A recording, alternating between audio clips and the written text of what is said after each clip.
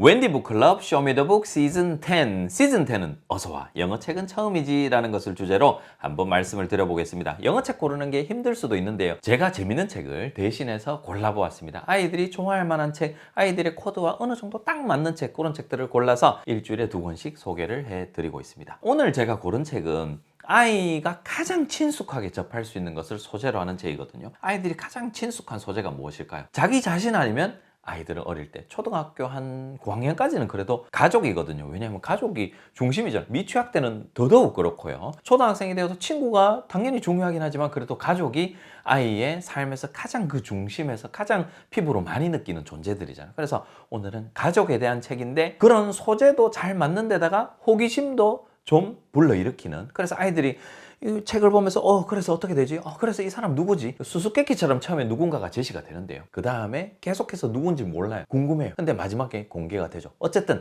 그런 내용입니다. 호기심도 불러일으키고 그림도 예쁘답니다. 그래서 오늘 소개해드릴 책은 The Bear in My Family 라는 책이에요. 사실 눈치가 좀 빠른 아이라면은 곰이 누굴까? The Bear in My Family, 나의 가족 중에서 곰이 누굴까? 결국은 나중에 가서 이게 공개가 되거든요. 그래서 이 책은 일단 글밥을 제가 알려드리면 글밥이 참 좋습니다. 왜냐하면 읽어주기도 참 좋고요. 아이가 들으면서 이해하기도 참 좋습니다. 이 페이지만 이런 게 아니라 다른 어떤 페이지 가도 딱 한 문장, 구어체로 한 문장 혹은 이렇게 나레이션이 한 문장이 딱 있거든요. 그래서 어렵지 않은 표현들, 왜냐하면 가족과 일상에 대한 내용이기 때문에 당연히 그 어휘 수준이 그렇게 어렵지 않겠죠. 그래서 어휘 수준도 괜찮은 데다가 글밥이 한 페이지 한 문장 수준, 단어만 이렇게 있을 때도 있어요. 그래서 아이가 이 영어 자극을 처리하기가 상당히 용이하다. 영어 자극을 처리하기가 용이하다라는 것은 아이가 책을 쉽게 이해할 가능성이 더 높다. 책을 잘 볼 가능성이 높다. 이런 것들을 의미하겠죠. 이 책의 내용에 대해서 제가 좀 알려드리면, 처음에 이 책이 어떻게 시작하냐 하면요.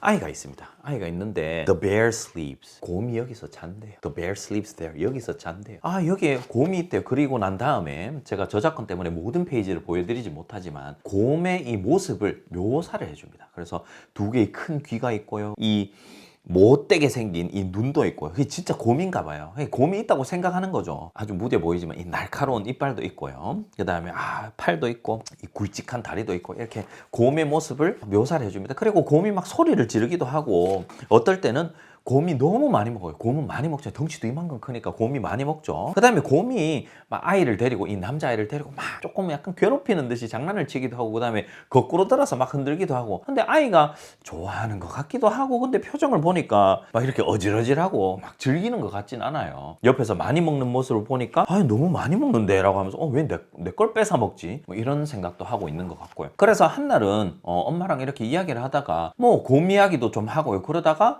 이제 아이가, 엄마가 이제 설거지하고 있는 틈에 아이가 밖에 나가서 놉니다. 밖에 나가서 노는데 딱히 친구들도 없고 곰 생각은 자꾸 나고, 그런데 그 그네를 이제 아이가 혼자 타고 있었거든요. 그 그네 옆에 보니까 풀숲이 있었어요. 덤불 같은 게 있었고, 그 뒤에 보니까 아이가 3명이 이렇게 눈이 좀 못되게 생긴 아이 3명이 이 아이를 쳐다보고 있는 거예요. 주인공을 쳐다보고 있었어요. That's our swing, get off 라고 하면서, 동네 형 누나예요. 보니까 동네 형 누나인데 어려 보이니까 나오라는 거죠. 자기들이 탄다고 약간 좀 같이 놀아주고 그러면 되는데, 이렇게 좀 배척하는, 좀 마음씨가 곱지 않은 그런 아이들이 온 거예요. 그런데 자세히 보니까 저기 그네 너머에 그 곰이 지켜보고 있었어요. 아무래도 함께 사는 곰이다 보니 이 아이를 지켜주려고 왔나 봐요. 그래서 그때 마침 곰이 나타나가지고 roar 이라고 하면서 이 아이들을 쫓아내거든요. 결국은 이 곰이 누구게요? 사랑스럽지만 이 스토리 라인 자체가 따분하거나 너무 이렇게 순수하거나 그렇진 않아요. 이게 익사이팅하고 몰입감 있고 궁금증을 자아내고, 이 작가님께서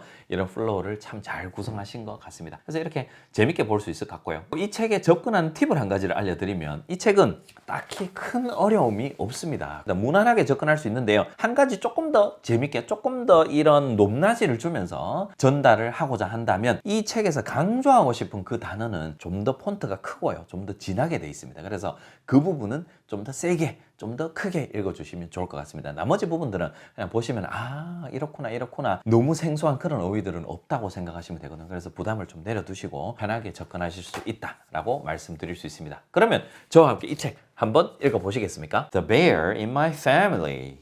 This is what the bear looks like. Scary, right?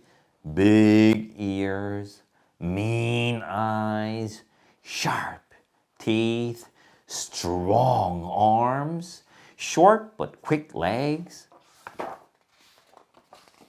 Roar! The bear is really loud.